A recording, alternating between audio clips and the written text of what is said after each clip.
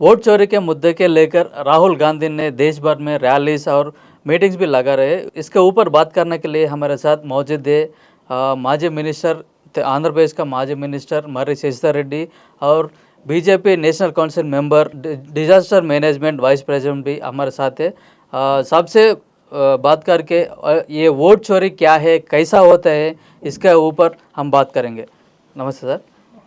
राहुल गांधी जी ने वोट चोरी के अंश लेकर, उसका मुद्दे के लेकर देश भर में फिर रहे और वोट चोरी हो रहे, आपका वोट भी नहीं रहते, आप वोट नहीं डाल सकते, देश के जनता को एक डर फैला रहे। इसको कैसे देखते हैं आप?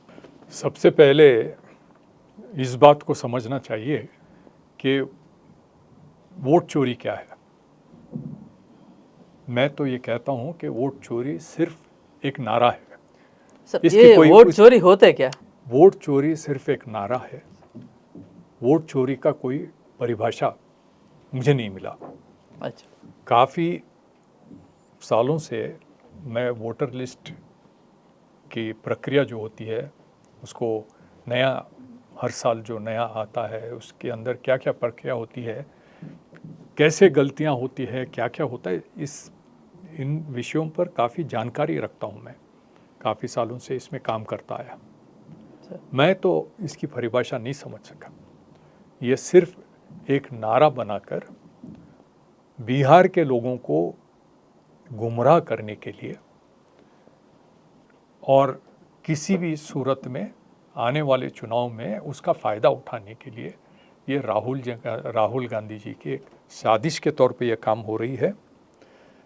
इसके पीछे क्यों ये सब हुआ, दो वजह हैं।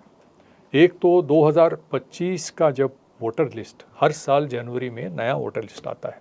अच्छा। उस साल के लिए 2025 का जो वोटर लिस्ट है वो, उसमें करीब 60 करोड़ 80 90 91 90 80 करोड़ 60 करोड़ 80 लाख के ऊपर वोटर्स के नाम दर्ज हुए थे। जब इस साल के जून के महीने में इलेक्शन कमीशन ने यह फैसला लिया है कि सही वोटर लिस्ट को, क्योंकि वोटर लिस्ट तो निरंतर प्रक्रिया है, हर 3 महीने में उसको रिव्यू करते रहें, रिवाइज करते रहते हैं। तो जून 24 से लेकर जुलाई 24 तक SIR, special intensive revision, SIR के नाम से जो प्रक्रिया शुरू करने का ऐलान किया था, उसको लेकर 1 महीने के ये काम चला और लोगों को फॉर्म्स भरने के लिए कहा गया। तकरीबन 98-99% लोगों ने अपने फॉर्म्स भर के दे दिए हैं। और जो इन फॉर्म्स की घर घर फिर कर जो पहचान करने की जो प्रक्रिया होती है, उसमें इलेक्शन कमीशन द्वारा नियमित बूथ लेवल ऑफिसर्स, उनके साथ में 12 जो पॉलिटिकल पार्टीज़ हैं, जो अधिकृत रिकग्नाइज पॉलिटिकल पार्टीज़ हैं, उनके रिप्रेजेंटेटिव्स बूथ लेवल एजेंट के तौर पर BLS जो होते हैं, ये दोनों ने मिलकर वेरिफिकेशन करने के बाद ये 65 लाख लोगों के नाम कटे हैं। ये आंकड़े हमारे सामने आए हैं। तो ऐसी कोई छुपकर करने वाली बात नहीं रही। और इसके बारे में भी देखते हैं तो 22 लाख लोग ऐसे हैं जिन्हें मृत पाया गया। तो लोगों ने इसके बारे में टिप्पणी की कि 7 महीने में 22 लाख लोग कैसे मर सकते हैं। एक चीज़ मैं इस बात पर कहना चाहूँगा कि ये 7 महीने में मरने वालों की संख्या नहीं होती है। किसी भी राज्य में जब भी वोटर लिस्ट बनता है तो मरे हुए लोगों के नाम सालों साल चलते आ रहे हैं। हम इलेक्शन कमीशन के नॉलेज में ले जाते हैं, लेकिन वो सही तौर पर उसके ऊपर काम निकालने की प्रक्रिया बहुत जटिल है, सिंपल नहीं है। ऐसे काटने की बात नहीं है। नोटिस देना पड़ता है, अगर मृत है, उसका डेथ सर्टिफिकेट भी आया तो उसके नाम पर नोटिस जाता है। अच्छा। तो उसको ये पूरा प्रोसेस है। तो वैसे लोगों का, नए लोगों को जोड़ने का ज़्यादा उस पर ध्यान दिया जाता है, ताकि लोगों को हम वोट से वंचित ना करें। तो जो हैं मृत हैं उसके ऊपर भी देना चाहिए, और ख़ासकर स्पेशल इंटेंसिव रिवीजन की जब बात आती है तो ऐसे गलतियों को संवारने के लिए एक बहुत अच्छी प्रक्रिया है। अच्छा। तो उससे हटकर 35 लाख लोग ऐसे हैं जो वहाँ से निकल गए, वहाँ नहीं रह रहे, बिहार में नहीं रहे, दूसरे प्रदेशों में गए, वहाँ वो लोग वहाँ से परमानेंटली माइग्रेट शिफ्ट हो गए हैं। अच्छा। तीसरी कैटेगरी ये है कि 7 लाख डुप्लीकेट वोटर्स हैं, जिनके एक से बढ़कर कम से कम 2 जगह, डुप्लीकेट का मतलब है एक आदमी का 2 जगह नामांकन होना, उनका नाम लिस्ट में आना है। तो उसको भी निकालने का जो प्रक्रिया है, उसको भी इलेक्शन कमीशन ने फिर 1 लाख कुछ बाकी आने वाले थे। इन सब लोगों के बारे में अगर कहीं गलती हुई है तो 1 महीने का उनको समय दिया गया है। 1 अगस्त को लिस्ट बना, 1 सितंबर तक 1 महीने का उनको समय दिया गया है, जिसमें क्लेम्स एंड ऑब्जेक्शंस फाइल कर सकते हैं। अगर कुछ नए लोगों को जोड़ना है, वो निरंतर वो प्रक्रिया चलती रहती है। तो 1 महीने के अंदर इसको सही करने का, अगर गलती है तो उसको सही संवारने की भी गुंजाइश देते हुए इलेक्शन कमीशन ने अपना ये प्रोसीजर को ऐलान किया था। अच्छा। इसको अलग छोड़कर राहुल गांधी साहब ने बोला कि एटम बम फोड़ देंगे। एटम बम क्या था? सर, मैं अब चुनाव आयोग में भी राहुल गांधी का आरोप किया। पहले बोला हम एटम बम बात बोलते हूँ, अभी बोल रहे कि हाइड्रोजन बम। ये कैसे देखते हैं आप? देखिए, एटम बम की बात करके क्या किया, महदेवपुरा में जो असेंबली कॉन्स्टिट्यूंसी में कुछ बदलाव हुआ है, नाम जुड़े हैं, कटे हैं, जो भी है, अरे वहाँ पर ये असेंबली और पार्लियामेंट चुनाव के बीच में ये फर्क आया है। तो वहाँ पर कांग्रेस की सरकार थी। अच्छा। और किसी कांग्रेस मंत्री ने इस बात को कहा कि हमारी सरकार थी तो उसको मंत्री पद छोड़ना पड़ा, उसको निकाल दिया वहाँ से, कर्नाटक के एक मंत्री को। तो मतलब उनकी सरकार थी वो, और ब्लेम बीजेपी को कर रहे हैं। तो एक लोग समझ सकते हैं ये किस तरह से, वो उनका एटम बम था। अब हाइड्रोजन बम के नाम पे क्या करते हैं, वो कुछ चीज़ों पर व्याख्या कर लेते हैं, कुछ बोल देते हैं, कुछ अलग गलत इल्ज़ाम लगा देते हैं, बोल दिए कि ये हाइड्रोजन बम हुआ। अरे आगे चल के न्यूक्लियर बम भी फोड़ने के लिए तैयार हो जाएंगे राहुल जी। तो ये लोगों को गुमराह करने के अलावा इनका कोई और मकसद नहीं लगा। और वैसे भी आप देखेंगे तो हमेशा कोई ना कोई बात को लेकर इलेक्शन कमीशन के खिलाफ बयानबाजी राहुल गांधी की लगातार चलते रही। जब वो हार जाते हैं तो बोलते हैं कि ईवीएम में धांधली हुई, और जीतते हैं तो उसके बारे में कुछ टिप्पणी नहीं होती। और ईवीएम के बारे में जो कुछ भी शिकायत हुई, उनके जो घटक हैं इंडी घटक, उसके जो प्रमुख एक मुख्यमंत्री हैं जम्मू कश्मीर के, उमर अब्दुल्ला साहब, उन्होंने बोला कि ये गलत है इस तरह से बोलना। हमने यहाँ पर जीता कश्मीर में।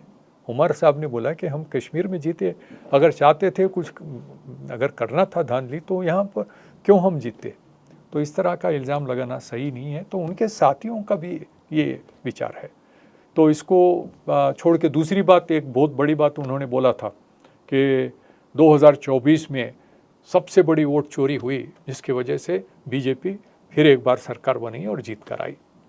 तो ये चीज़ मैं याद दिलाना चाहूँगा राहुल गांधी जी को, और उनके जो अलग अलग लोग वो स्टेज पे आके उस मंच का इस्तेमाल करके लोगों को गुमराह करने की जो कोशिश कर रहे हैं, वो लोगों को ये समझना ज़रूरी है कि 2024 के चुनाव में कांग्रेस और उसके सहयोगी जो पार्टीज़ हैं, पिछले 35 सालों में उनकी वोट संख्या इतनी कभी भी नहीं आई जितनी 2024 में आई। तो अगर बीजेपी ने धांधली किया होता तो इतनी संख्या क्यों आती, और बीजेपी के सीट घटते क्यों? डायरेक्ट इंडिविजुअलों को मेजॉरिटी नहीं आई क्या? इसे अगर धांधली करने वाले हैं तो इतना कम करते क्या? तो ये बात किसी के समझ में नहीं आती है। राहुल गांधी जी ने वोट चोरी के नाम पे वोट अधिकार का यात्रा कर रहे हैं, इससे क्या हासिल करना चाहते हो? देखिए, ये पिछले साल की बात फिर एक बार मैं करता हूँ, लोकसभा चुनाव के बारे में। लोकसभा चुनाव के वक्त राहुल गांधी ने, उस वक्त मोदी जी ने क्या नारा दिया था कि अब की बार 400 पार। ये वहाँ अपने कैडर को उत्साहित करने के लिए, ज़्यादा काम करने के लिए, ज़्यादा से ज़्यादा सीट मिले उस तरह से काम करने के लिए, वो प्रोत्साहित करने के लिए उन्होंने इस तरह का नारा दिया था। इसके आड़ में राहुल गांधी जी ने इसको ऐसे पलटाया कि ये 400 पार का नारा इसीलिए है कि वो संशोधन लाना चाहते हैं अपने कॉन्स्टिट्यूशन में। तो इसको संविधान को बदलना चाहते हैं, उसके साथ में रिजर्वेशन को हटा देंगे, आरक्षण हटा देंगे, और गरीबों का बहुत नुकसान होगा। और जेब में एक लाल किताब रखकर बार बार निकालते कॉन्स्टिट्यूशन, संविधान की बात करते हुए एक नैरेटिव, जैसे हिंदी में उसको आख्यान बोलेंगे, एक नई नैरेटिव के साथ में लोगों को गुमराह करके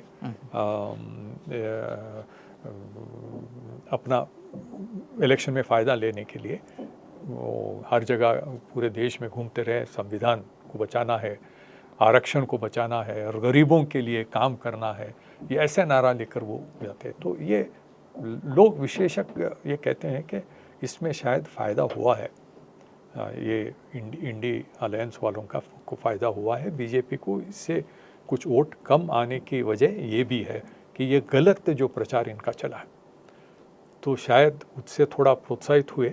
और इस बार वोट चोरी के नाम पर बिहार में एक बिल्कुल हालात बदलना चाहते हैं, तो इसको लोग समझेंगे, लोग ऐसे बातों में नहीं आएंगे। वोट चोरी की बात जो कर रहे हैं वो समझकर वोट करेंगे। और आने वाले दिनों में जो अच्छा, फिर एक बार मैं बता दूं कि 1 महीने की जो इनको वक्त दिया गया था क्लेम्स ऑब्जेक्शंस देने के लिए, ये बिल्कुल पारदर्शिक तरीके से हुआ है। अच्छा। हर रोज़ 3 बजे अपने वेबसाइट पर इलेक्शन कमीशन, चुनाव आयोग वेबसाइट में एक बुलेटिन अपलोड करता था, और उस दिन सवेरे 10 बजे तक जो स्थिति है उसको, मतलब पिछले 24 घंटे में जो आंकड़े बदले हैं, बढ़े हैं, उनको सब एक साथ लाकर उसको 3 बजे अपलोड करते थे। और हर रोज़ ही होता था, हर रोज़ लोग देख सकते थे, काम हो सकता था। ये सब छोड़कर एक दिन बोल दिया कि 95 लाख लोगों के, वो कोई पवन खेरा साहब हैं, बहुत बड़े प्रवक्ता हैं कांग्रेस पार्टी के, एकदम एक दिन पहले सुप्रीम कोर्ट में कुछ मामला आने वाला था, उससे एक दिन पहले बोल दिया है कि 95 लाख लोगों का ये पूरा रिजेक्ट कर दिया है एप्लीकेशन। बहुत ही झूठी बात है, झूठे आरोप पवन खेरा ने लगाई। तो आप देखते हैं कि इस क्या मुद्दे हैं, क्या फिगर्स हैं। 1 सितंबर को जो अपलोड हुआ है उसमें ये कहा है कि क्लेम्स एंड ऑब्जेक्शंस के कैटेगरी में 36,400 के ऊपर, समझे 36,500 के करीब, 475 एग्जैक्ट फिगर। तो उसमें इंक्लूजन के लिए, क्लेम्स एंड ऑब्जेक्शंस में इंक्लूजन के लिए 36,400 ये वोट आए, 75 एप्लीकेशंस। वोटर्स लिस्ट में से हटाने के लिए 2,17,049 एप्लीकेशन आए नामों को हटाने के लिए। पहले 65 लाख के ऊपर ये सब चल रहा है, अभी 2,17,000 के ऊपर और लोगों को नाम निकालने के लिए ऑब्जेक्शंस फाइल हुए हैं। मतलब इससे पहले उनका नाम नहीं रहना था, इसीलिए ऑब्जेक्शन फाइल करते हैं उनका नाम हटाने के लिए।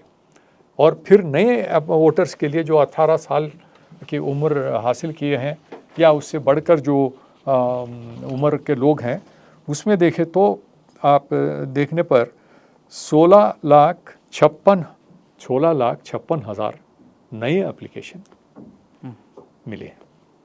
तो ये प्रक्रिया चलती रहेगी। और फिर सुप्रीम कोर्ट में इलेक्शन कमीशन ने ये साफ कह दिया है कि नामांकन के आखिरी दिन तक ये प्रक्रिया जारी रखेंगे। कोई भी ऑब्जेक्शन आएगा तो उसको क्लेम को एग्जामिन करेंगे और जिनको निकालना है, जोड़ना है, ये प्रक्रिया लगातार चलता रहेगा। और तो ये वोट चोरी, वोट अधिकार लोगों को, बिहार के लोगों को गुमराह कर इलेक्शन में किसी हाल फ़ायदा उठाने के लिए एक साजिश है। और एक चीज़ मैं समझता हूँ कि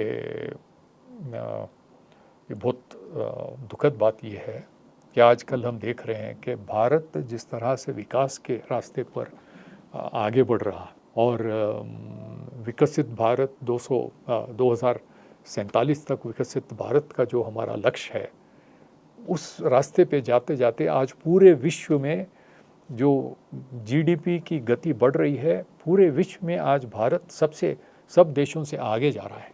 और कई शक्तियां ऐसे हैं जो भारत के खिलाफ काम कर रहे हैं। चलिए हमारे पाकिस्तान को तो छोड़िए, वो तो हमेशा करते आए हैं, मगर कई और देश ऐसे हैं जो भारत से खुश नहीं है और यहाँ पर माहौल ख़राब करने की कोशिश हो रही है।